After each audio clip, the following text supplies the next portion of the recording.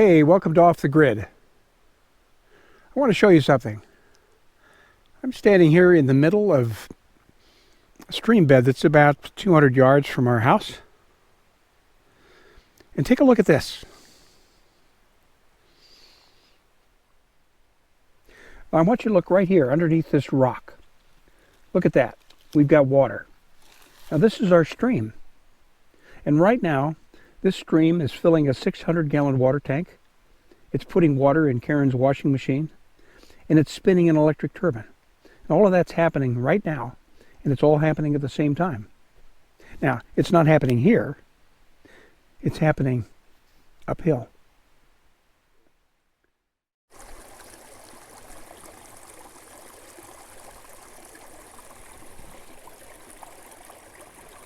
Well, this is where it all starts, where we get all our water.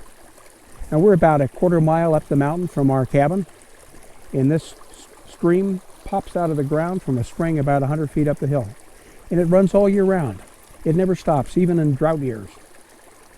And I don't know what I'd do if it stopped. I guess we all take water for granted, but out here you can't. In fact, if your off-grid property doesn't have water, you probably don't want the property. Now, when Karen and I try to explain our water system to our friends, and we talk about the pipes and the valves and the screens and the tanks that you need, we get an eye roll. Down at the house, they stand on our deck and they look out and they see a river 100 feet from our house. And they say, why in the heck are you going a quarter mile up the mountain to get your water when you have a river right in front of your cabin? Fair question. It's a pretty little river.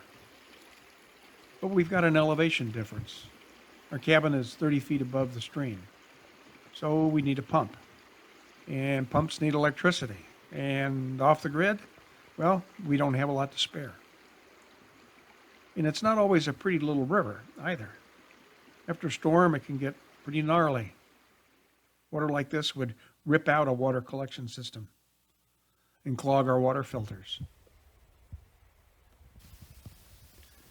So we looked at some other options to get our water. One was a small spring behind the house. Nice, clear water. No fluctuations in flow. Produced probably about 20 gallons a minute.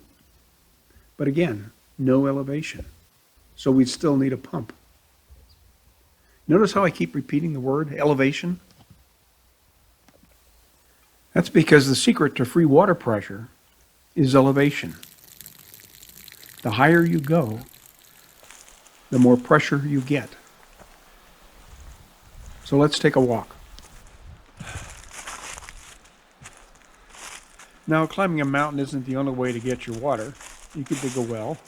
You could put a barrel out and collect it off the roof, or you could draw it from the river. But you'll need an electric pump to move it and pressurize it. However, if you get high enough up the mountain, water pressure is free. So, how much elevation do you need? Well, when you find your spring, calculate its elevation above your house and divide that number by 2.31, and you'll get your water pressure. Our spring here is 190 vertical feet above our home. Divide that by 2.31, and you get about 82 pounds of water pressure. That's more than enough. Most homes have 40 to 60 pounds of water pressure. Easy peasy. Just remember 2.31. Easy peasy, huh? You know, maybe not so easy if you can't find water on your property. It can be depressing. But if it's early fall, every stream bed is going to look dry. And it doesn't mean that there's no water. You just have to look for it. Remember this stream bed, the one I showed you at the start? Well, sometimes it's completely dry down here. But we know there's water upstream. So pick a stream bed and start climbing. You may find a spring just like ours. And it may seem counterintuitive, but fall is really the best time of year to do this, because if you can find water at the end of a dry season, Winter rains mean you're going to have plenty for the rest of the year. When you finally see that trickle of water, keep going.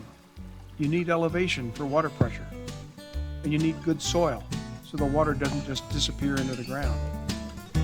When you find that place, take a deep breath, have a beer, and rest up.